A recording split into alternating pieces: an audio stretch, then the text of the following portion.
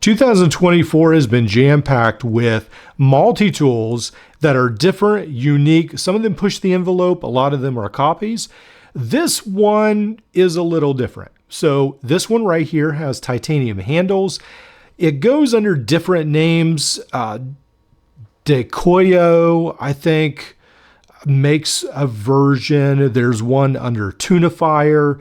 That's pretty much the same thing. There's many different names, but essentially they have a lot of the same characteristics. This is the titanium version, but let's go ahead, take a step back, look at the SuaPro. Now the SuaPro, in my mind, is essentially the grandfather to a lot of these tools. Now, again, the SuaPro is made under different names as well, but this is more the one I'm familiar with on Amazon. This had a great pair of scissors. It had the knife. Then it did have these nice spring-loaded pliers to some extent, replaceable wire cutters. It did have some okay internal tools, but not extremely fantastic. But it was pretty much around that $20 to $30 budget. So it wasn't too bad. It wasn't awful. All right, so enter this tool. Just recently, I reviewed this version of it right here with the G10 scales, but they do have it in two different titanium versions. Now, there is a version, I may get it in the future. It's almost like yellow, green, and brown. It's a little different. It was a little too much for me. Almost looked a little bit like a rock or a rug. Some people really like it. Maybe I will like it in the future, but I thought I'd just get the normal titanium version for now.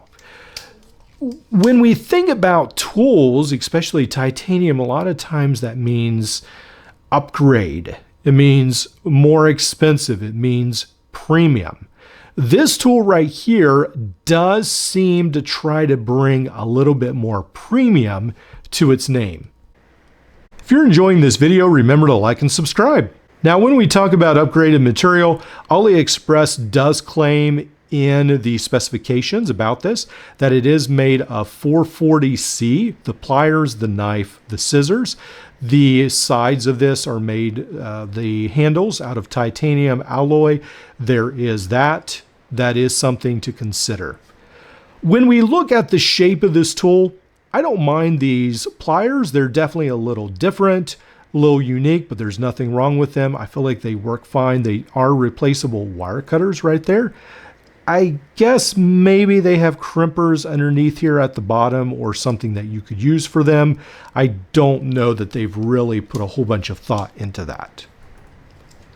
One of the things I do notice with this is that sometimes the pliers right there, that is one of the negatives on this, they get caught on the tools. What I found is with this one, I almost have to close it on this side, open it there, and then it has no issue. I'm not sure why exactly. I don't know if it has something to do with this bit driver. I do want to be honest about that, bring that to your attention. What we have right here is a file, not the best, not the worst. On the other side, we have a ruler of sorts. I'm not a fan when they do that, but they did it, so there you go. We do have this knife, again, a little bit different design. All right. Then we do have this pair of scissors, also the saw as well. Obviously, all these are locking, or maybe I shouldn't say obviously, but they are. Again, always remember with these scissors, you have to push them the last bit of the way to lock them in place. These scissors work really good on paracord. When I tried them before, very, very good. They, again, remind me of the Flissa, the SuaPro, some of the other scissors in the past. I've already cut into some of this tape. It did great, but just to show it for precise cutting, it does do really good at that as well. These scissors seem to do really good. Let's look at some of the internal tools. Let's take a look at this side. On this side, we do have the Leatherman style bit driver.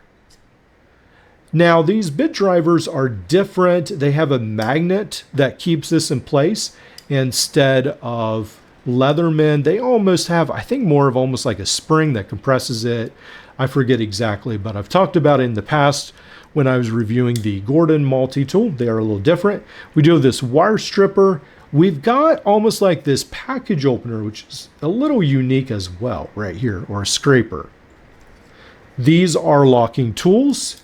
I do definitely like this tool set better than the Sua Pro that I mentioned. I do think it's definitely an upgrade. On this side, we have the awl, we have the can opener, we have a cutting hook. I don't know why we need that, but we do have it there. I assume that this can opener is considered a bottle cap lifter as well. All these options. The tool is pretty good. The only thing that I noticed again is that it does get stuck. If you close it this way, you're fine, I believe. Let's see, I think.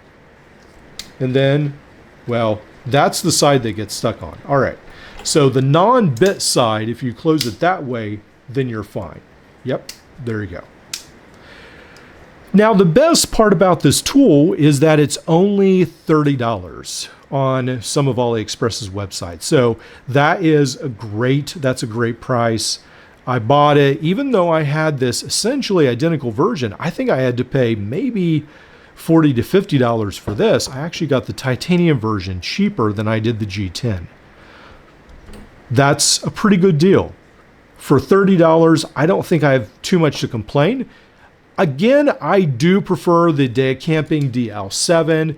It looks to me a lot more premium, but it's more of a copy of the Leatherman Charge. So of course it probably looks a little bit better.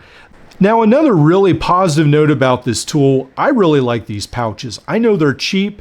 They feel a little flimsy, but I really like the style of these because they come all the way down and you can actually put like extra spare bits or a ratchet, something that might roll around a little bit. Hopefully it won't fall out.